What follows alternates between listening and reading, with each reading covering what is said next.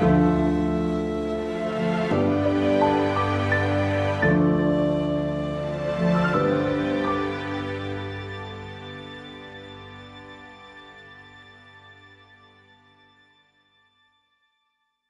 to Boat Georgia. This is where your gas canisters are kept. If you run out of gas, there is always a full one as a spare. You'll know it's empty because it will be very light and you'll be able to easily pick it up.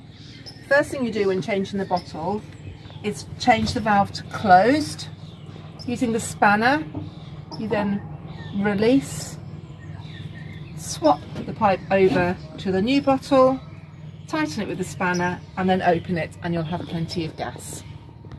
So here we are now in Georgia's control panel. This is located in the kitchen area in this little cupboard here. So just open it and then you will see the control panel. Okay, just to explain, these are all your switches. These will all be on, so you don't need to worry about those. All you do need to worry about in here is this panel here. This is for your central heating. To turn it on, you just press the little flame and it goes red and that will fire up the central heating for you. And when you want to turn it off, make sure you wait at least an hour and then press the flame and then it will turn off. Here we have your panel here for your electric. Now on the boat we've got 12 volt and 240 volts. Most of the boat works on 12 volt for the lights, but for things like microwave, appliances, TVs, you will need to put the 240 volts on. Also, if you want to charge your phones and plug them into the plug sockets. So to put the power on, you literally put it into this position here. Now the 240 power is on and you can charge your phones. Only put it in this setting when you need it. If you are leaving the boat, going out, if you're going to bed, please put this back into the 0 setting like so. So now you've still got your 12 volts, so your lights will all still work, the toilets will still flush, but it means that you save power. You're not going to drain the batteries. So that explains your power. This is the dinette, which is a kitchen table, but also turns into a bed to sleep on at night. To turn it into a bed, you need to take the tabletop off and remove the metal poles underneath. You then take the peg leg, as we call it, which says wanted all over it, which slots into a groove underneath the table to prop it up. The rest of the tabletop sits on the rim, which is underneath the chair. That forms the base of your bed. You then take this cushion here, you put it in the gap to form your mattress. All of your bedding is in a compartment which is underneath this cushion. The sofa also turns into a bed. All your bedding already made up will be underneath here. And to turn it into a bed, you simply take the handles, voila! And now we come to the TVs. All the TVs need to be tuned if you're mooring up in a new location. This TV is a smart TV. The other two TVs in the bedroom are not smart TVs, but they have an Amazon Fire Stick attached to them. We don't guarantee the TVs to work, but we've put everything we possibly can in place to make sure that wherever you're moored up, you're going to get a strong enough signal to be able to watch TV. So this particular TV, this one doesn't have an Amazon Fire Stick because it's a smart TV. To turn them on, you just, like any other TV at home, just turn it on with the remote control. It should automatically find the channels for you. If it doesn't, then you will need to go into auto tune. Important to remember, of course, when you're turning the TVs on, you need to make sure you've turned the inverter on first. That's your 240 power. Because obviously if that is turned off, your TV isn't going to come on. So put it on. If you don't get straight away to the screen, then just go into the settings on the remote control, which is that little cog button there. And then it brings up some pictures here.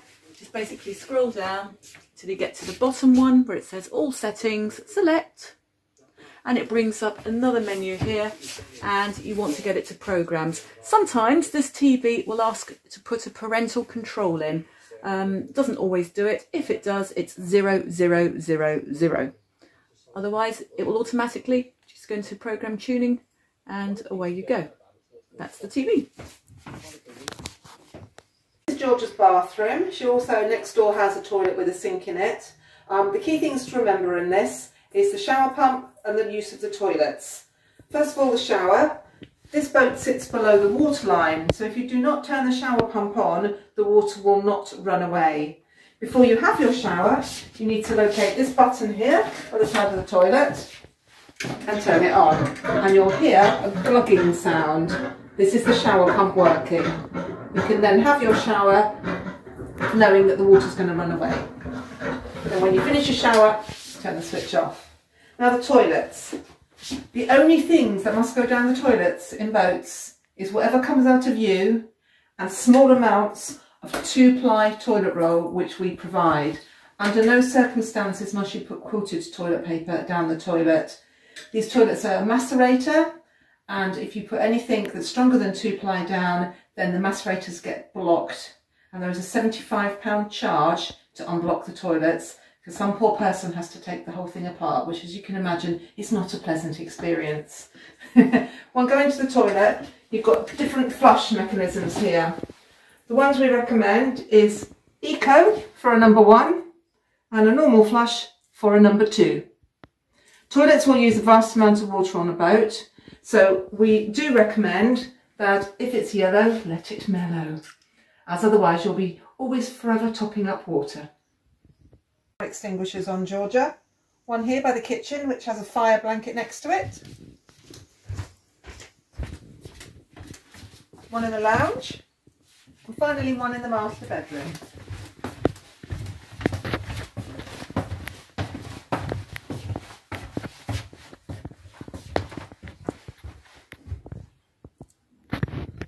Is the key to your water tank.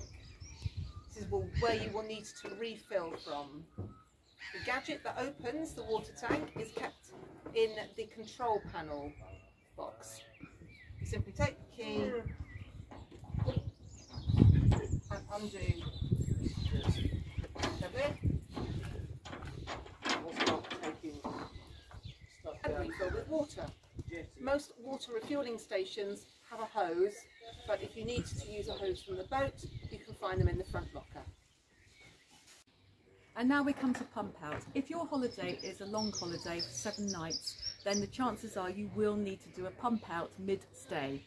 So to do a pump out, basically, the pump out is here. So it's on the starboard side of the boat and it's located on the roof of the boat, just above the bathroom area.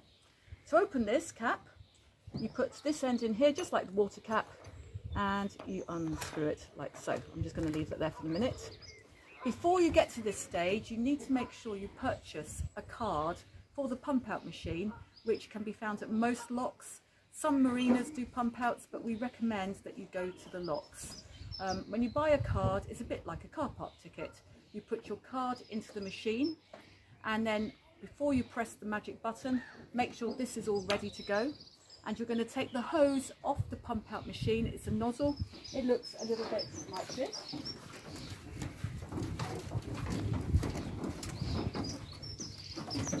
Here is the nozzle, and you put this into the hole here. Now, can you see this handle here is at right angles to the flow? So at the moment, nothing is happening. Once you've got everything ready, you then press the button on the machine, and you have to wait 60 seconds for it to gain vacuum.